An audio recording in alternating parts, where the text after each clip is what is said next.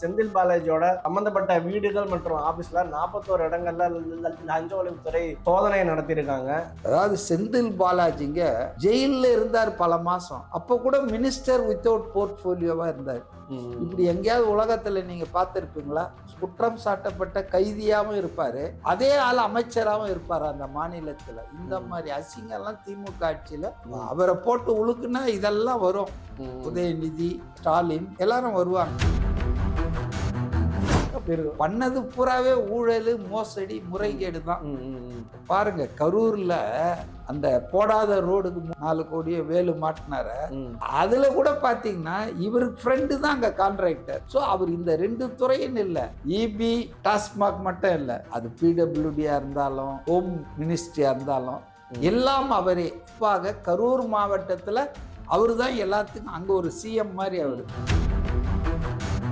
கடந்த காலங்களில் ஊழல் செய்தவன்லாம் ஒன்னா சேருவோம். விஜயை எப்படியாவது வீழ்த்தணும், ஊழல் பண்ண எல்லாருமே இந்த ஆட்சியை விரட்டணும்னு நினைக்கிறான். ஒரு பக்கம் திமுக முன்னாள் முதல்வர்ல இருந்து ஸ்டாலின்ல இருந்து எல்லாரும் பேசிட்டு இருக்காங்க 6 மாசத்தில் தேர்தல் வரும். இன்னொரு பக்கம் அண்ணா திமுக இந்த ஆட்சி நிலைக்காது, days are counted, days are நம்பர்டுலாம் பேசிட்டு இருக்காங்க. காவல்துறை ஒன்றும் உடனே போய் எல்லாரையும் பிடிக்கிறது இல்லை. அப்படி பிடிச்சா பாதி பேர் திமுகவுடைய ஐடி செல்ல இருக்கிற பாதி பேர் உள்ள போனோம். முதல்வரை பத்தி பேசினாலே அப்படின்னா டெய்லி சாட்டை துரைமுருகனை பிடிச்சி உள்ள வைக்கணும். தமிழ் தேசியமும் தேசியமும் 2 கண்கள்னு சொன்னதுக்காக திரு விஜய் அவர்களை விக்கிரவாண்டி மாநாட்டில் ஒண்ணு இந்த பக்கம் நில்லு, இல்லைன்னா அந்த பக்கம் நில்லு, நடுவுல நின்று லாரியில் அடிபட்டு சாவன்னு சொன்னவரு இவரு. ஆனா பாஜக தலைவர் பாராட்டு விழால இவர் போய் உட்காந்துக்கிட்டு சீமானுடைய பாஜக எதிர்ப்பு, RSS எதிர்ப்பெல்லாம் அதெல்லாம் ஒண்ணுமே உண்மை கிடையாதுங்க. அவர் ஒன்றும் மதச்சார்பற்ற கொள்கையில உறுதியா நிக்கிற ஆள் இல்லை. அம்பாசமுத்திரத்தை நோக்கி அவர் போறாரு பொது வேட்பாளரா. ஆனா இவருக்கு உடனடியா சட்டமன்றத்துக்குள்ள போனோம்னு அவசரம். ஒரு போர்வையை எடுத்து பொது வேட்பாளர்னு போட்டுட்டு அவரை எல்லாரும் ஆதரிக்கிட்டு தூக்கிட்டு போய் சட்டமன்றத்துல உட்கார வைக்கணும்.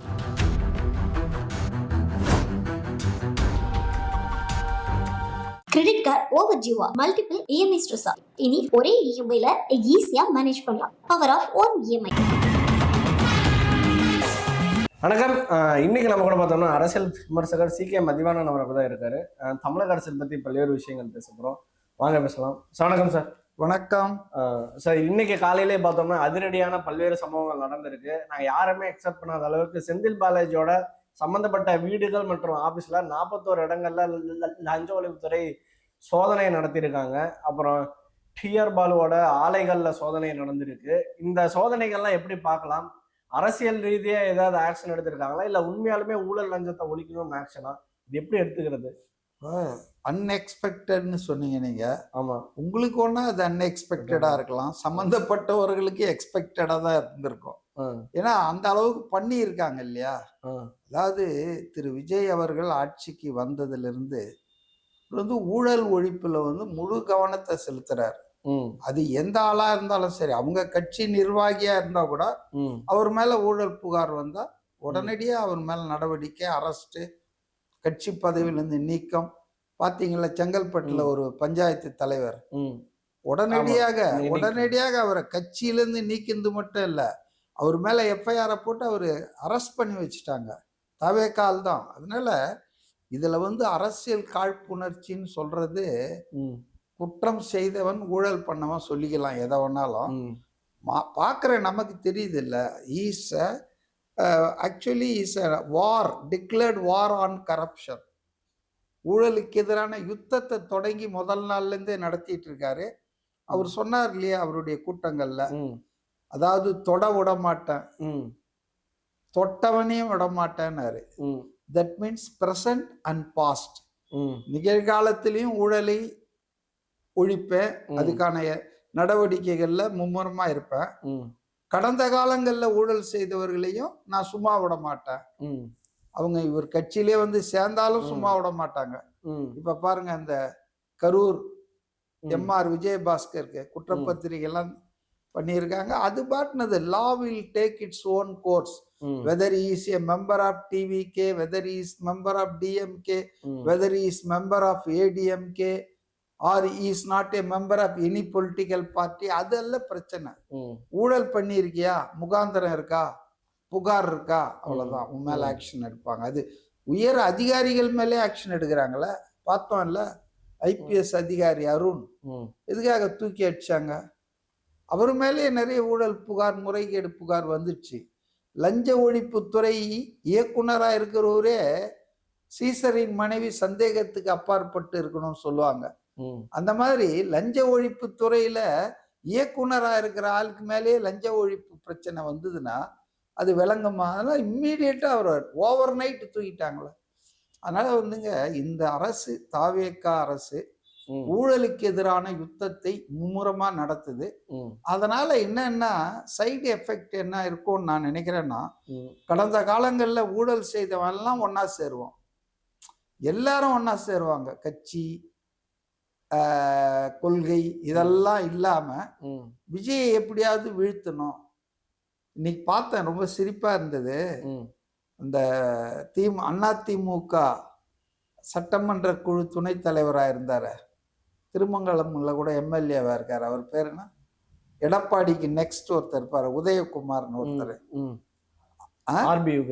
ஆர்பி உதயகுமார். அவர் பேசிட்டு இருக்காரு எங்கேயோ ஒரு ஆர்ப்பாட்டத்துல பார்த்தேன் நானு.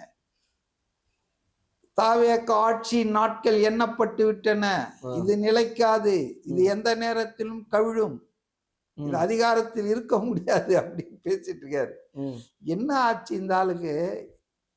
அதாவது ஊழல் பண்ண எல்லாருமே இந்த ஆட்சியை விரட்டணும்னு நினைக்கிறான். ஒரு பக்கம் திமுக முன்னாள் முதல்வர்ல இருந்து ஸ்டாலின்ல இருந்து எல்லாரும் பேசிட்டு இருக்காங்க 6 மாசத்தில் தேர்தல் வரும்னு. இன்னொரு பக்கம் அதிமுக, இந்த ஆர்பி உதயகுமார் மாதிரி மற்றவங்க எல்லாம் இந்த ஆட்சி நிலைக்காது, days are counted, days are நம்பர்டுலாம் பேசிட்டு இருக்காங்க. அப்ப அவர் சரியான பாதையில போயிட்டு இருக்காரு. திமுகவும் அட்டாக் பண்றாங்க, அதிமுக அட்டாக் பண்றாங்கன்னா அவரு நடுநிலையா கர்மமே கண்ணாயினராக தான் உண்டு தன் ஆட்சி உண்டுன்னு போயிட்டு இருக்காரு. வேற எதுலயும் அவர் கவனத்தை செலுத்துறது இல்லை.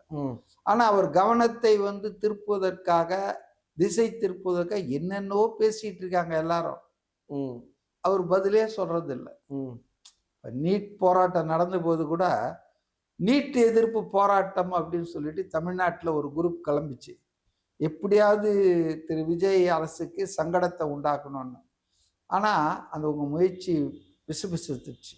டெல்லியில நடந்த போராட்டத்துக்கு ஆதரவா தொடங்கினவங்க கோரிக்கையே மாத்திட்டாங்க.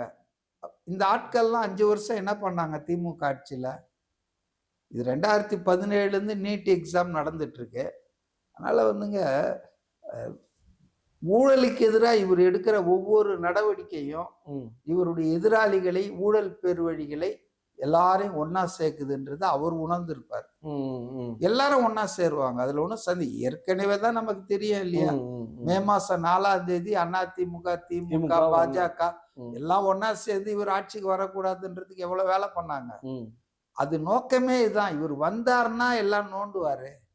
இதுக்கு முன்னால அப்படி இல்லை. அதிமுக தோத்தா திமுக வருவாங்க, திமுக தோத்தா அதிமுக வருவாங்க. இதானே 60 வருஷம் வரலாறு. அப்ப அதுல அவங்களுக்குள்ள ஒரு அண்டர்ஸ்டாண்டிங், எழுதப்படாத அன்ரிட்டன் அக்ரிமெண்ட். என் ஆட்சியில உங்க ஆளுங்களை ஒன்றும் பிரச்சனை பண்ண மாட்டேன், உங்களுக்கும் கான்ட்ராக்ட் எல்லாம் கொடுப்பேன்.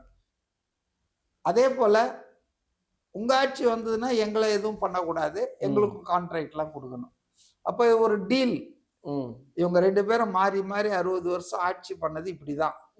இன்னைக்கு முதல் தடவையாக திரு விஜய் அவர்கள் தனியா நின்று வந்துட்டார் இல்லையா? அதனால அவங்களுக்கு ரொம்ப மரண பயம் வந்துட்டதால் தான் 50 வருஷ நாடகத்தெல்லாம் கலைச்சிட்டு ஒன்னா சேரணும்னு முடிவு பண்ணாங்க. பட் அன்பார்ச்சுனேட்லி தொடர்ந்து நடக்கும். இப்ப இன்னைக்கு நீங்க சொன்ன மேட்டர் நான் என்ன கேள்விப்பட்டேன்னா, டாஸ்மாக் இருக்கு இல்லையா? டாஸ்மாக்ல ஏற்கனவே இடி ஒரு குற்றச்சாட்டு பண்ணி விசாரிச்சுட்டு இருக்கு இல்லையா? அந்த முறைகேடுகள் சம்பந்தமா, அதே முறைகேடான்னு எனக்கு தெரியல. இவர் என்னங்க 1ஆ 2ஆங்க இவர் பண்ணியிருக்கிற விஷயங்கள்? அதாவது செந்தில் பாலாஜிங்க ஜெயில இருந்தார் பல மாசம். அப்ப கூட மினிஸ்டர் வித்தவுட் போர்ட்போலியோவா இருந்தார். இப்படி எங்கேயாவது உலகத்துல நீங்க பார்த்திருப்பீங்களா? ஒரு ஆளு குற்றம் சாட்டப்பட்ட கைதியாவும் இருப்பாரு, அதே ஆள் அமைச்சராகவும் இருப்பாரு அந்த மாநிலத்துல. இந்த மாதிரி அசிங்கம்லாம் திமுக ஆட்சியில நடந்ததை நம்ம பார்த்தோம். இதை எதுக்கு சுட்டி காட்டுறேன்னா, இஸ் சோ பவர்ஃபுல். ஓகே. அதாவது அரெஸ்ட் ஆகி ஜெயிலுக்கு போனாலே பதவி போயிடும், பதவியை நீக்கிடுவாங்க. ஆனால் இதை பற்றியெல்லாம் கவலைப்படாம அவரை வந்து மந்திரியாவே வச்சிருந்தாங்க பல மாசத்துக்கு. அப்புறம் வேற வழி இல்லை, அவர் விடுதலை ஆகிறதுக்கு, அதாவது அவருக்கு பெயில் கிடைக்கிறதுக்கு அது பிரச்சனையா இருக்குதுன்னு ஒண்ணுதான். ஏன்னா அவருக்கு பெயில் எதிர்க்கிறவங்க கோர்ட்ல என்ன சொல்லிட்டாங்கன்னா, சார் அவர் அமைச்சரா இருக்கிறாரு, அவர் சாட்சிகளை கலைப்பாரு, மிரட்டுவாரு, அதனால பெயில் கொடுக்காதீங்கன்ட்டாங்க.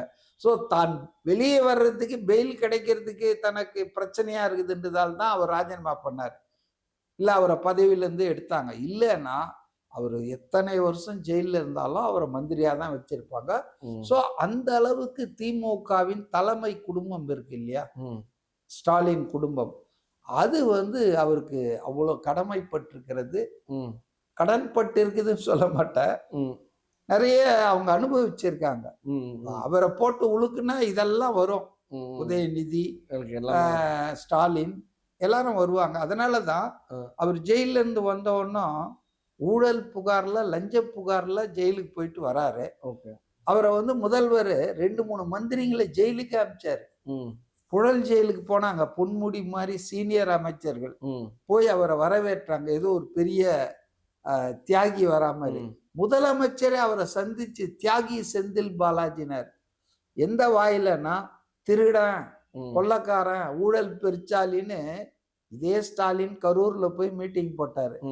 எப்ப அவர் திமுகவில் சேர்வதற்கு முன்னால். திமுகவில் சேர்ந்த உடனே தியாகியா மாறிட்டார். அதனால வந்துங்க, செந்தில் பாலாஜி அவருடைய பவர் எவ்வளவு தொழில் பாஞ்சிருக்குதுன்னு ஒரு உதாரணம் என்னன்னா, அது ஒரு மந்திரியா ராஜினாமா பண்ண போய் முடிஞ்சது இல்லையா, ஜெயில இருந்து வெளியே வந்த உடனே பெயில்ல அடுத்த நாளே மந்திரி ஆக்கிட்டாங்க. அப்ப திருப்பி அந்த ஆட்கள் பாத்தீங்களா, நாங்க சொன்னோம் இல்லை, உங்களை ஏமாத்திட்டாங்க நீதிமன்றத்தை, பெயில் கிடைப்பதற்காக மந்திரி பதவியிலிருந்து ராஜினாமா பண்ணிட்டு பாருங்க, இன்னைக்கு வெளியே போனோன்னு அடுத்த நாளே மந்திரி ஆக்கிட்டாங்க. கோர்ட்ல, எப்பா ராஜா நீ மந்திரி பதவி வேணுமா இல்ல உனக்கு ஜெயில இருக்கிறியா, ரெண்டுல ஏதாவது ஒன்று, ரெண்டு இருக்க முடியாதுன்ட்டாங்க. அப்ப செந்தில் பாலாஜி இன்னொரு முறை ராஜினாமா பண்ணாரு. ராஜினாமா பேருக்கு பண்ணாரே ஒழிய சட்ட ரீதியா அவரு தான் மந்திரியா செயல்பட்டாரு.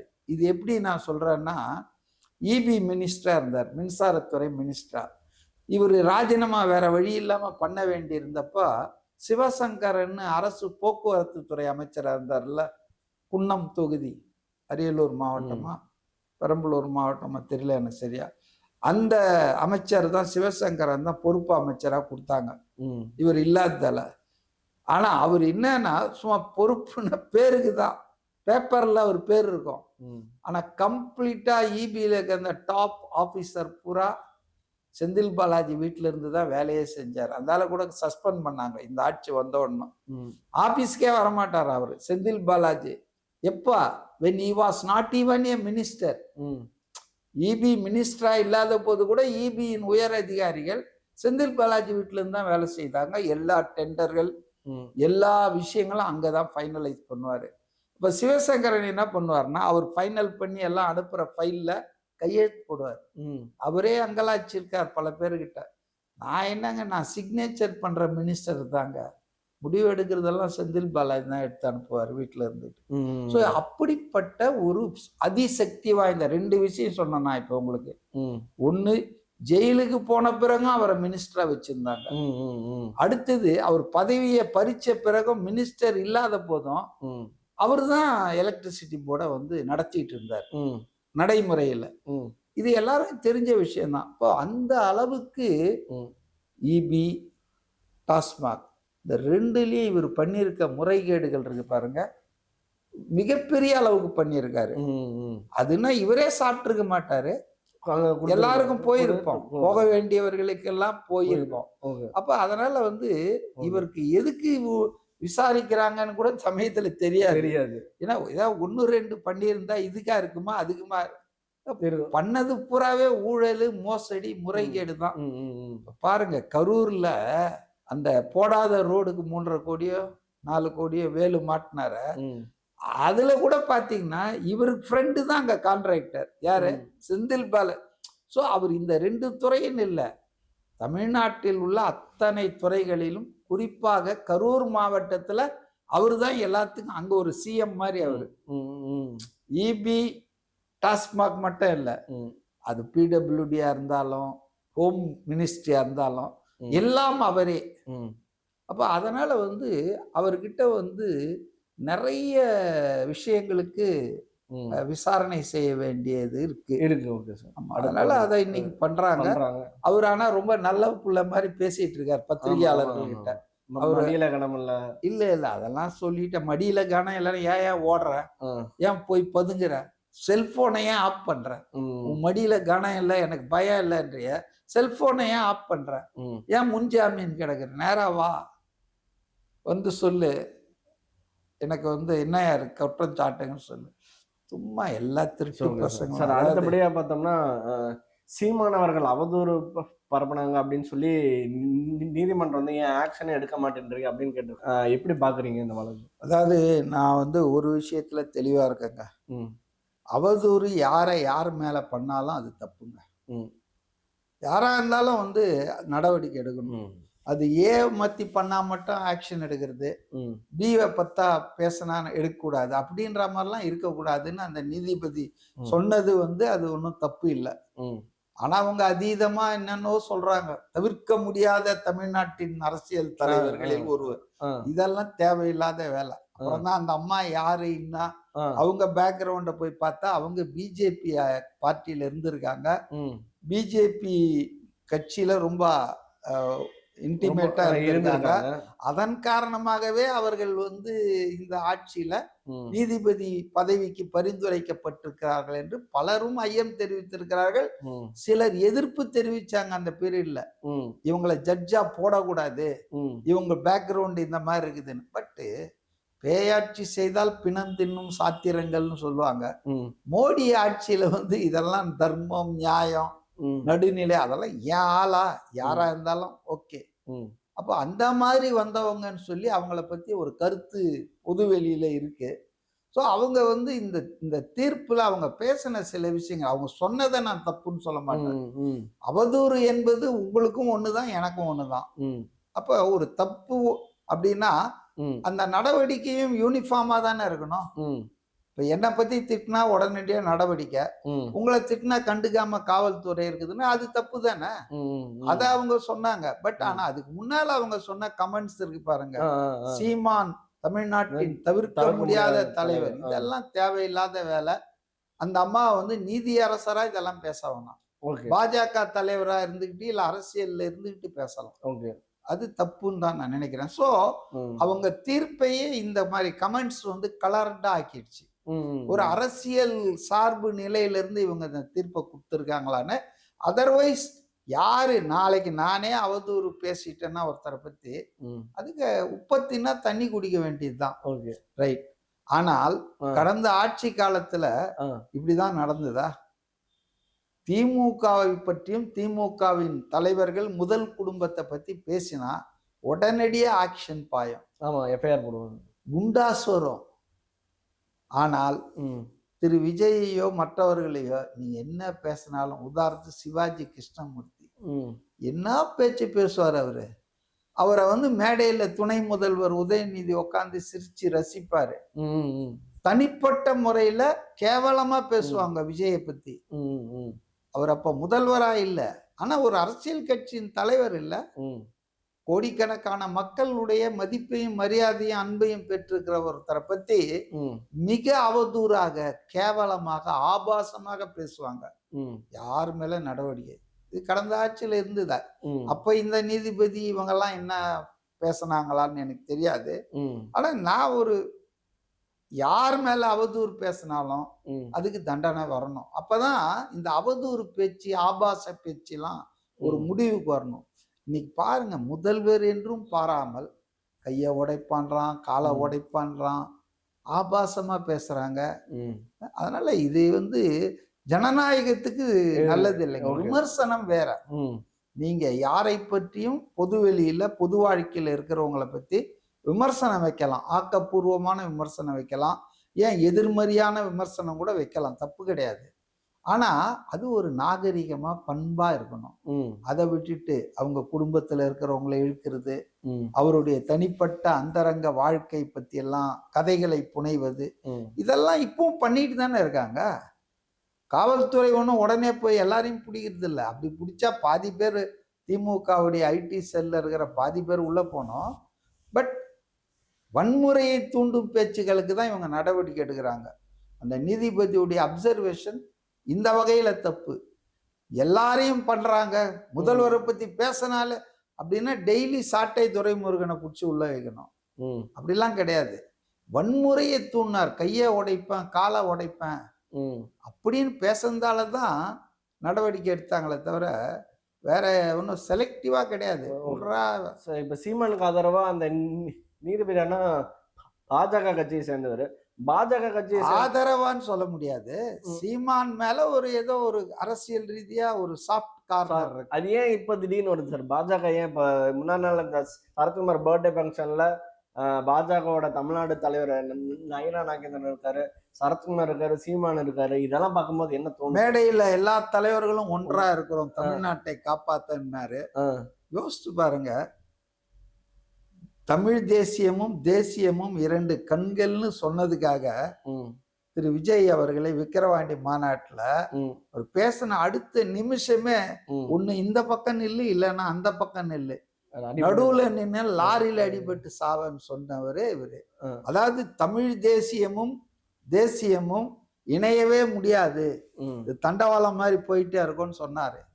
ஆனா பாஜக தலைவர் பாராட்டு விழால இவர் போய் உட்காந்துக்கிட்டு திமுக இருக்கான், அதிமுக இருக்கான், பாஜக இருக்கான், எல்லாரும் இருக்கான், தலைவர்கள்லாம் மேடையில எல்லாம் ஒன்னா சேர்ந்து இருக்கிறோம். அதுவும் நயினா நாகேந்திரன் சொல்றத பத்தினா இது 2 மாசத்துக்கு முன்னால நடந்திருந்தா நல்லா இருந்திருக்கும்ன்றாரு. என்ன ஆயிருக்கும்? 2 மாசத்துக்கு முன்னால இருந்தா இவர் ஜெயிச்சிட்டு இருப்பாரு சாத்தூர்ல. அதாவதுங்க, பாஜக என்பது தமிழ்நாட்டுல எப்படியாவது காலை ஊனணும்னு பாக்குதுங்க, தவிக்குது. அது இப்ப சீமானை கூட அது பயன்படுத்துது. சீமானை கூட அவங்க ஏன் எதிர்க்கணும்? சீமானுடைய பாஜக எதிர்ப்பு, RSS எதிர்ப்பெல்லாம் அதெல்லாம் ஒண்ணுமே உண்மை கிடையாதுங்க. ரகசியமா போய் நிர்மலா சீதாராமனை பாப்பாரு, முருகன் என் பாட்டன் என் கடவுள்னுவாரு, முருகனுக்கு மாநாடு நடத்தணும்னுவாரு. சோ அவரை பொறுத்த வரைக்கும் ஒரு இன்கன்சிஸ்டன்சி தாங்க. அவர் ஒன்றும் மதச்சார்பற்ற கொள்கையில உறுதியா நிக்கிற ஆள் இல்லை. யாரோ சொன்னாங்க, சீமான் அசிஸ்டன்ட் டைரக்டரா இருக்கும்போது சரத்குமார் கிட்ட அடிக்கடி போய் நச்சரிப்பாராம், நாடார் கட்சியை தொடங்குவோம், நீங்க தலைவர் நான் செயலாளர்னு. இந்த இந்த எண்ணம் உள்ள ஒருத்தர் இன்னைக்கு நான் தமிழ் தேசியம், நாம் தமிழர் அப்படின்லாம் பேசிட்டு இருக்கிறாருன்னா அது சட்டியில இருக்கிறது தாங்க அகப்பையில வரும், உள்ள இருக்கிறது தானே நாடார் அப்படின்றது. இப்ப அம்பாசமுத்திரத்தை நோக்கி அவர் போறாரு பொது வேட்பாளரா, 7 தொகுதி இருக்கு, ஏதாவது ஒண்ணுல அவர் நிக்கலாம், தப்பு கிடையாது. ஒரு முறை தோக்கடிச்சிட்டாங்க, அதுக்காக அடுத்த எலெக்ஷன்ல தோத்த அரசியல்வாதெல்லாம் நிக்கிறது இல்லையா? ஆனா இவருக்கு உடனடியா சட்டமன்றத்துக்குள்ள போகணும்னு அவசரம். அதே நேரத்துல இவருடைய தேசியம், தமிழ் தேசியம்லாம் இருக்குது, குறுக்க வருது. அதனால என்ன பண்றாருன்னா, ஒரு போர்வையை எடுத்து பொது வேட்பாளர்னு போட்டுட்டு எல்லாரும் என்ன ஆதரிங்க. அப்ப அவரு சேர்ந்தா மாதிரி இல்லையா, அவரு கூட்டணியில் அவரை எல்லாரும் ஆதரிச்சு தூக்கின்னு போய் சட்டமன்றத்துல உட்கார வைக்கணுமா. ஸோ அந்த முயற்சிக்கு கூட அவர் ஏன் அம்பாசமுத்திரத்தை குறி வைக்கிறாருன்னா, பலர் சொல்றதுதான், அங்க அவர் சமூகம் பெரும்பான்மை அளவுல இருக்கு. ஸோ இப்படிப்பட்ட ஆட்கள்லாம் தமிழ்நாட்டில் தவிர்க்க முடியாத தலைவர்னு ஒரு ஜட்ஜி சொல்றதெல்லாம் என்னால ஜீர்ணிச்சிக்க முடியல. அவங்க அப்சர்வேஷன் என்னால ஜீர்ணிச்சிக்க முடியல. ஆனா அவங்க சொல்ற தீர்ப்பு கரெக்டு தான். அவதூறு யார் பேசினாலும் பாரபட்சமின்றி நடவடிக்கை எடுக்கணும் காவல்துறைன்றாங்க, அதுல தப்பு கிடையாது. ஆனா கடந்த முறை காவல்துறை இப்படிலாம் இல்லைன்றதையும் நம்ம நினைச்சு பார்க்கணும். கிரெடிட் கார்டு ஓவர் ஜீவா, மல்டிபிள் EMI ஸ்ட்ரெஸ். இனி ஒரே EMI ல ஈஸியா மேனேஜ் பண்ணலாம். Power of one EMI.